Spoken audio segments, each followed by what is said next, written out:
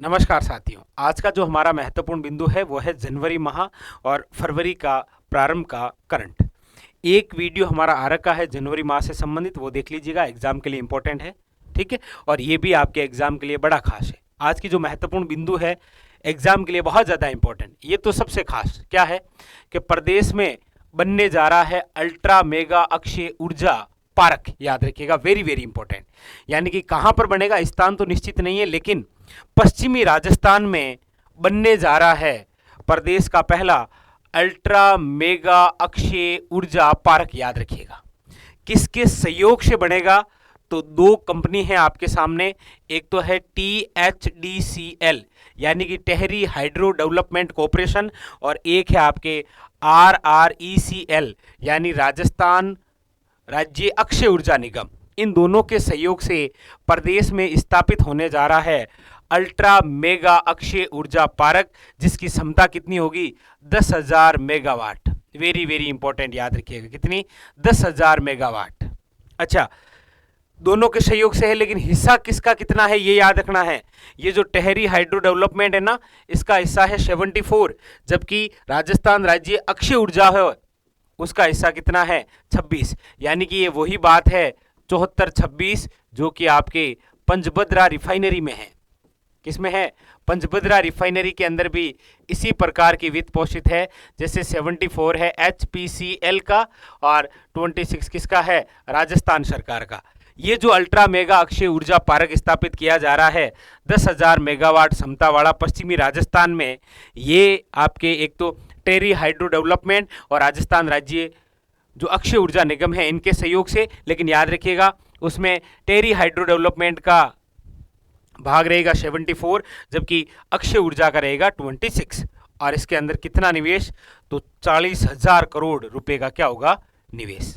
Exam के लिए 3 question बड़े इंपॉर्टेंट बनते हैं। एक तो पश्चिमी राजस्थान में प्रदेश का पहला अल्ट्रा मेगा अक्षय ऊर्जा पार्क विकसित किया जाएगा, कितनी क्षमता वाला, 10,000 मेगावाट। याद रखिएगा, वेरी वेरी इंपॉर्टेंट, क्योंकि आप सब जानते हैं कि सौर ऊर्जा के मामले में अपना जो प्रदेश है वो पूरे देश में सिरमौर है, प्रथम स्थान पर है। अभी हाल ही के अंदर दिसंबर में राजस्थान 16,060 मेगावाट उत्पादन करने वाला देश का पहला राज्य बना। ठीक है, तो वैसे भी सौर ऊर्जा में राजस्थान सबसे अव्वल है। तो ये क्वेश्चन बन सकता है कि प्रदेश में पहला अल्ट्रा मेगा अक्षय ऊर्जा जो पार्क है ये आपके कितनी क्षमता वाला होगा, किसके सहयोग से होगा, कितना किसका हिस्सा है, ये भी याद रखना है। ठीक है, तो ये महत्वपूर्ण क्वेश्चन बनेगा आपके लिए इस जनवरी से रिलेटेड।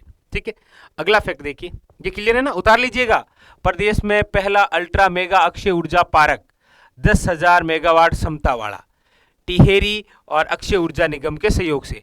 टिहरी का 74, अक्षय ऊर्जा का 26 योगदान, 40,000 करोड़ रुपए का निवेश, और पश्चिमी राजस्थान में ये विकसित होगा। याद रखिएगा, ठीक है। इससे क्या होगा कि प्रदेश में सस्ती अक्षय ऊर्जा की क्या होगी, प्राप्ति होगी। ये दो बड़े महत्वपूर्ण बिंदु, ये देखिए THDC लिमिटेड और राजस्थान अक्षय ऊर्जा निगम के मध्य हुआ है ये। ठीक है, इन दोनों के मध्य एग्रीमेंट है ये। ठीक है, तो ये अनुपात ध्यान रखिएगा, हो सकता है यहां से अनुपात से क्वेश्चन बने। नेक्स्ट, अगली बात देखिए, जल जीवन मिशन, ये भी चर्चा में है। चर्चा में क्यों है, सबसे पहले तो ये सुनिए, जल जीवन मिशन की शुरुआत कब हुई, तो 15 अगस्त 2019 को प्रधानमंत्री नरेंद्र मोदी जी द्वारा। इसका लक्ष्य क्या है, इसका उद्देश्य ये है कि 2024 तक घरेलू नल कनेक्शन करना है, और इसके तहत वित्त पोषित कितना है, तो 50% केंद्र देती है, जबकि 50% राजस्थान सरकार देती है। ये जो जल जीवन मिशन है ये पूरे भारत में है। जैसे केंद्र शासित प्रदेश में वित्त पोषित क्या है, तो वहां पर 100% केंद्र सरकार देती है। हम अपने राजस्थान की बात करते हैं तो 50 केंद्र का है और 50 किसका है, राजस्थान सरकार का। जल जीवन मिशन ये चर्चा में क्यों है, ये चर्चा में इसीलिए है कि इस जल जीवन मिशन के तहत अभी तक प्रदेश के 33,45,131 परिवारों को नल जो कनेक्शन है ये दिया जा चुका है। ठीक है, और इसके अलावा अभी जो जनवरी माह है ना, जनवरी माह 2023, इसके तहत 1,60,389 कनेक्शन किए गए थे। इसलिए ये क्वेश्चन थोड़ा इंपॉर्टेंट हो जाता है। तो आपको पूछा जा सकता है जल जीवन मिशन, याद रखिएगा, शुरुआत, इसका उद्देश्य और वित्त पोषित, ये खास क्वेश्चन बन सकता है।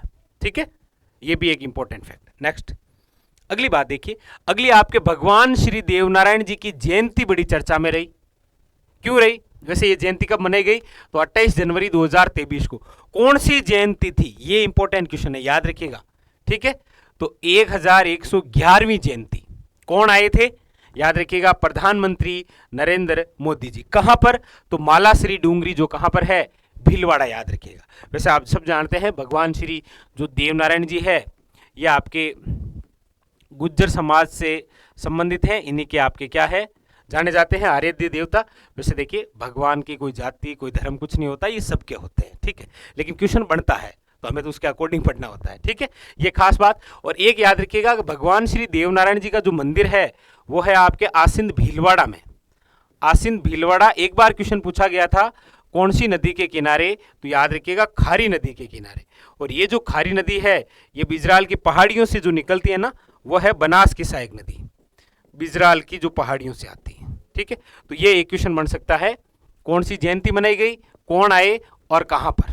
ठीक है, माला श्री डूंगरी डायरेक्ट ही पूछा जा सकता है कौन से जिले में है, इंपॉर्टेंट क्वेश्चन।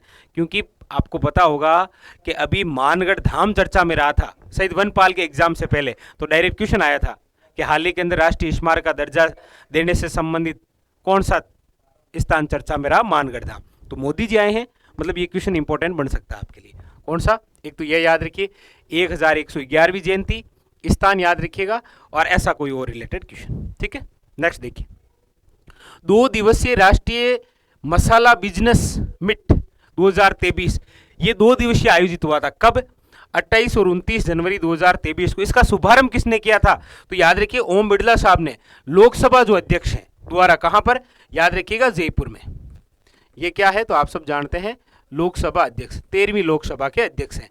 अच्छा, किसके सहयोग से? तो रास के सहयोग से, मतलब राजस्थान एसोसिएशन ऑफ स्पाइसेज द्वारा। ठीक है, वेरी वेरी इंपॉर्टेंट बनता है। तो 2 दिवसीय राष्ट्रीय मसाला बिजनेस मीट का शुभारंभ किसके द्वारा? तो लोकसभा अध्यक्ष ओम बिड़ला साहब द्वारा। ठीक है, याद रखिएगा, ये दोनों फैक्ट अच्छे से बनते हैं, ये खास है, और यही क्वेश्चन लगता है इस बार पूछा जाएगा। ठीक है, हो सकता है आपके एग्जाम में पूछ ले। ठीक है, नेक्स्ट अगली बात देखिए। हाँ, ये एक बहुत शानदार बहुत अच्छा क्वेश्चन बनता है आपके। एक तो ये देखिए, कारागर जो विभाग है ना, इसके द्वारा, मतलब केंद्रीय कारागर अलवर में, कौन से जिले में?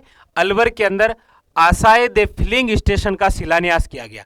डायरेक्ट ही वन लाइनर क्वेश्चन बन सकता है कि निम्न में से वह स्थान जहां पर आसाए दे फिलिंग स्टेशन का शिलान्यास किया गया, तो याद रखिएगा अलवर में। मतलब इस पेट्रोल पंप के शुरू होने पर शहरवासियों को सुविधा में विस्तार होगा, अच्छे चाल चलन व आचरण वाले बंदियों उनकी योग्यताओं के अनुसार रोजगार उपलब्ध हो सकेगा। राज्य सरकार द्वारा विभिन्न नवाचारों के माध्यम से जेल के बंदियों को कौशल प्रशिक्षण प्रदान कर रही है। ठीक है, तो केंद्रीय कारागार जो आपके अलवर में है, वहां पर आसाए दे फिलिंग स्टेशन का शिलान्यास किया गया। ये डायरेक्ट वन लाइनर क्वेश्चन बनता है, आसाए द फिलिंग स्टेशन। ठीक है, इतना सा। और ये तो सबसे खास है भाई, ये समझिए वर्तमान में सबसे खास क्वेश्चन है। नई दिल्ली के बीकानेर हाउस में स्थापित हुआ अनोखा स्कल्पचर पार्क, मतलब मूर्ति कला पार्क।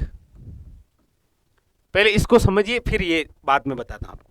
देखिए, नई दिल्ली के बीकानेर हाउस में स्थापित हुआ अनोखा स्कल्पचर पार्क यानी कि मूर्ति कला पार्क, मुख्य सचिव ने किया उद्घाटन। मुख्य सचिव कौन है? उषा शर्मा, आप देख पा रहे हैं।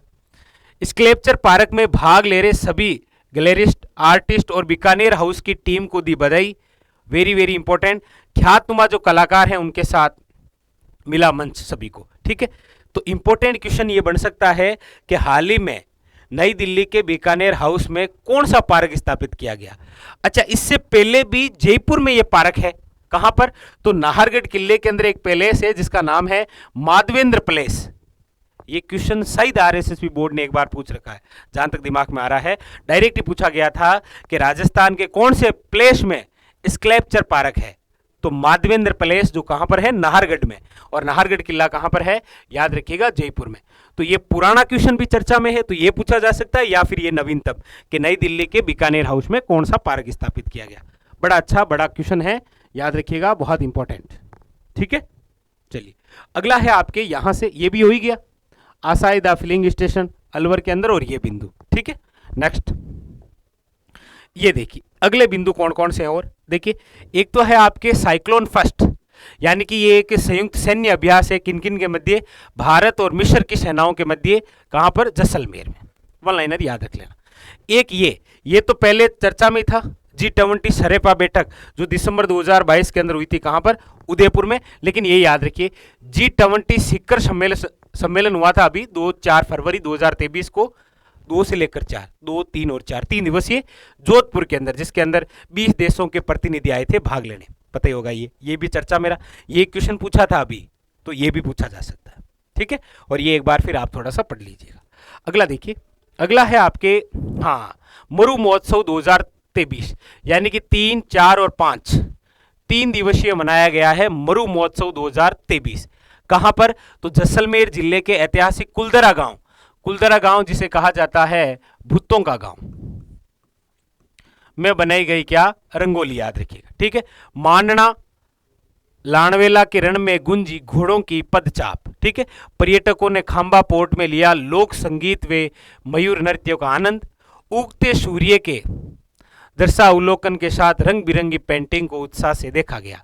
मतलब मरु महोत्सव की खास बात ये आपके याद रखिएगा, मरु महोत्सव 2023 का आयोजन तो 3 से लेकर 5 फरवरी, ठीक है, वेरी वेरी इंपॉर्टेंट। अब इसकी महत्वपूर्ण बिंदु क्या है वो देखिए। अल्पसंख्यक मामलात मंत्री साले मोहम्मद ने गुब्बारे उड़ाकर किया शोभा यात्रा की शुरुआत, क्योंकि मरु महोत्सव 2023 का पोखरण से हुआ शुभारंभ, याद रखिएगा, कहां से, पोखरण से हुआ शुभारंभ, very very important. Bharat Bohra बने मिस्टर पोखरण, इंपॉर्टेंट, भरत बोहरा बने मिस्टर पोखरण और नियति शर्मा मिस पोखरण चयनित। सांस्कृतिक प्रस्तुतियों में दिखा कला प्रेमियों का उत्साह। आप कहेंगे सर हमें ये बताइए कि हमें क्या क्या याद रखना है। अब देखिए आपको इनमें से कौन कौन से बिंदु हैं जो आपको याद रखने हैं। देखिए सबसे पहली बात तो आपको याद रखनी है कि हाल ही में जो मरु महोत्सव हुआ वो कब, तो 3, 4 और 5 फरवरी को आयोजित हुआ। कहां पर, तो पोखरण से हुआ शुभारंभ। किसने किया, अल्पसंख्यक मामलात मंत्री ने, ठीक है। भरत बोहरा क्या बने थे, मिस्टर पोखरण, और नियति शर्मा क्या बनी थी, मिस पोखरण। ये 2 बिंदु बड़े इंपॉर्टेंट है, बस ये याद रखने हैं आपको, ठीक है, और कोई विशेष बात याद नहीं रखनी। अगला देखिए, एक ये याद रखिएगा, सांबर फेस्टिवल की तैयारी को लेकर बैठक चल रही है। 17 से 19 फरवरी 2023 तक सांबर फेस्टिवल का आयोजन किया जाएगा, याद रखिएगा।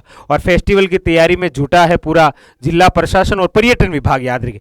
पर्यटकों को आकर्षित करने के लिए कई खास आयोजन होंगे, तो सांबर फेस्टिवल का आयोजन किया जाएगा 17 से 19 फरवरी, याद रखिएगा, ठीक है। बस ये थी आपके जनवरी और फरवरी के कुछ प्रारंभ बिंदुओं से संबंधित बड़ी महत्वपूर्ण बात। इस पूरे सेशन में एक तो याद रखिएगा अल्ट्रा मेगा वो इंपॉर्टेंट, और ये कि स्कैल्पचर पार्क बड़ा इंपॉर्टेंट, ठीक है। चलिए तो फिलहाल आज के लिए इतने ही, मिलते हैं अगले और किसी बहुत शानदार सेशन के साथ। तब तक के लिए मस्त रहिए, अपनी तैयारी में व्यस्त रहिए। धन्यवाद।